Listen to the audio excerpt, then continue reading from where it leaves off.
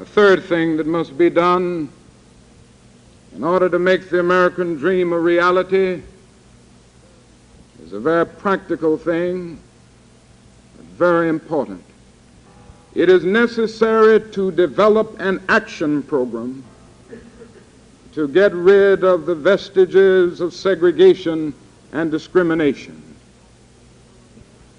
Now, in order to develop an action program, it is necessary to get rid of one or two false ideas that are disseminated. They are myths, and they are disseminated over and over again. One is the myth of time.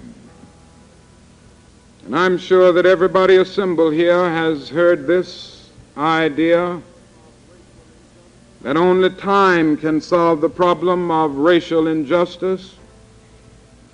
And so the individuals who believe this say to the Negro and to his allies in the white community, just be patient, don't twist things too fast, be nice, and the problem will work itself out in 100 or 200 years. They say wait on time.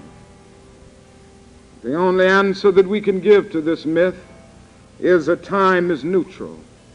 It can be used either constructively or destructively. At points, I think the people of ill will in our country have used time much more effectively than the people of goodwill. And it may well be that we will have to repent in this generation, not merely for the bitter words and violent actions of the bad people who will bomb a church in Birmingham, Alabama, but for the appalling silence of the good people who sit around and say, wait on time. Somewhere along the way of life, we must come to see that human progress never rolls in on the wheels of inevitability. It comes through the tireless efforts and the persistent work of dedicated individuals who are willing to be co-workers with God, and without this hard work, time itself becomes an ally of the primitive forces of social stagnation. And so it is necessary for us to help time and forever realize that the time is always right to do right. Now, the other myth that is disseminated is the idea that legislation and judicial decrees and executive orders from the president cannot really solve the problem of racial injustice. Only education and religion can do that. Now, certainly a half-truth is involved here. If the problem is to be solved ultimately, hearts must be changed, and religion and education must play a great role at this point. But it is merely a half-truth. For it may be true that morality cannot be legislated, but behavior can be regulated. It may be true that the law cannot change the heart, but it can restrain the heartless. It may be true that the law cannot make a man love me, but it can keep him from lynching me, and I think that's pretty important also. In other words, through legislation, we control the external effects of bad internal attitudes. And so it is necessary in society to have legislation. And this is why it is urgent for the civil rights bill that is now in the House of Representatives of our nation to be passed. This is a need, and it is a need at this hour. And I feel that people of goodwill all over this nation should write in to congressmen, should write in to senators, letting them know in no uncertain terms that this is a moral issue and that this bill is needed in order to help the nation rise to its full moral and political maturity. Now it seems that the bill will get through the House, but then it goes to the Senate. And that is a real danger, that the filibuster will be used. And in the midst of the filibuster, behind closed doors, compromises will be made, particularly on the public accommodation section of the bill, and FEPC. I am convinced that if these two sections of the bill are deleted, the bill will be so watered down that it will have no meaning.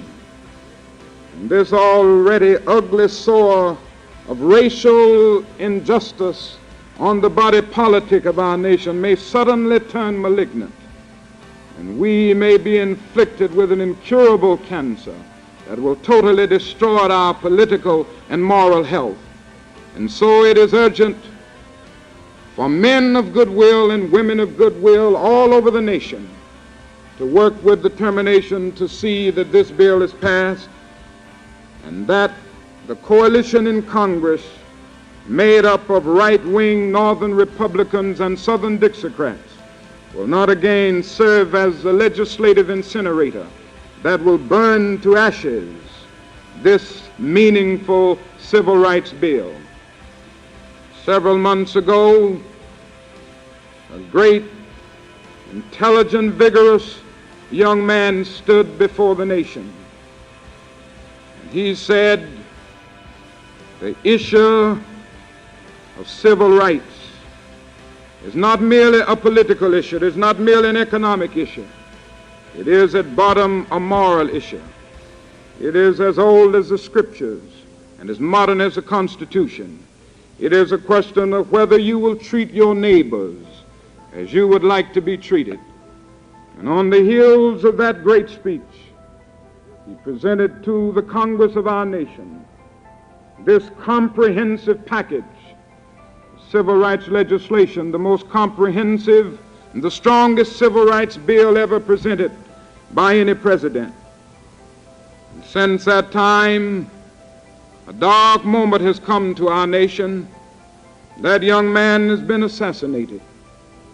Now he belongs to the ages. But it is tragic indeed that the question of civil rights is still being debated. And it will be debated in the Senate to the point of a filibuster probably. And this is tragic indeed. For I'm convinced that one of the greatest tributes that the nation can pay to the late President Kennedy is to see that this bill that he recommended to the Congress will pass, and pass without being watered down at any point. I would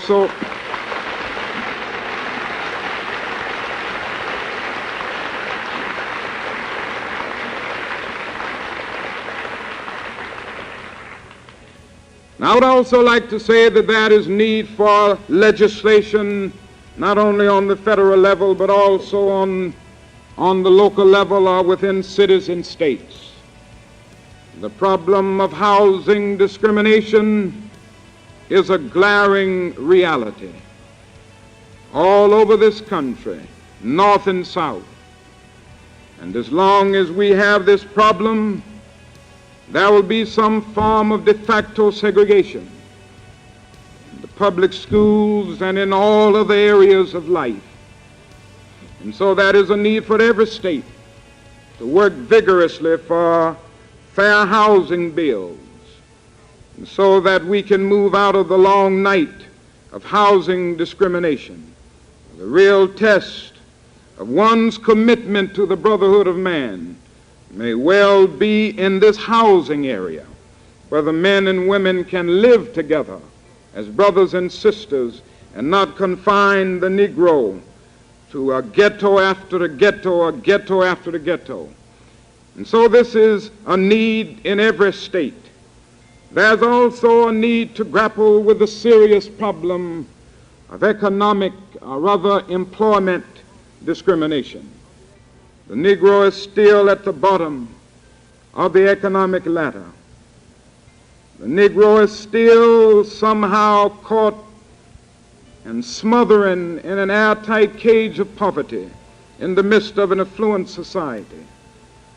42% of the Negro families of our nation still earn less than $2,000 a year, while just 17% of the white families earn less than $2,000 a year. 21% of the Negro families of our nation still earn less than $1,000 a year, while just 5% of the white families earn less than $1,000 a year. 88% of the Negro families of America still earn less than $5,000 a year, while just 58% of the white families earn less than $5,000 a year. Now we can see the social problems created by this. If one does not make an adequate income, he cannot have adequate housing. He cannot have adequate health facilities. He cannot educate his children. And so the problems of juvenile delinquency, and the welfare problems, and all of the other social problems that develop are only compounded by the failure to grapple with this problem of employment discrimination. And the problem is even more difficult now because of a force known as automation. The Negro has been confined to semi-skilled and unskilled labor, mainly because of a lack of educational opportunities and because of discrimination in apprenticeship training. And now these unskilled and semi-skilled jobs are the ones that are passing away. And so the Negro wakes up and discovers that he's 28% of the population in a city like Detroit, Michigan, and 74% of the unemployed. These problems are growing all over the nation. And the only way that these problems can be dealt with will be through strong, concerted action on the part of people of goodwill, labor, industry, the federal government, and individuals of goodwill must come to see that this is one of the most serious problems of our nation, and a program must be developed at every point to rid our nation of this system. Along with action programs in the legislative area, and certainly there are other things that must be done. Many of the civil rights organizations are working with these other things, such as increasing the number of Negro registered voters. We're still working through the courts. This is necessary. But even after working through the courts and even after these other areas, we must see that a court order can only declare rights. It can never totally deliver them. And only when the people themselves begin to act are these rights which are written on paper given lifeblood. And so this is why nonviolent direct action is necessary to supplement what can be done through these other areas.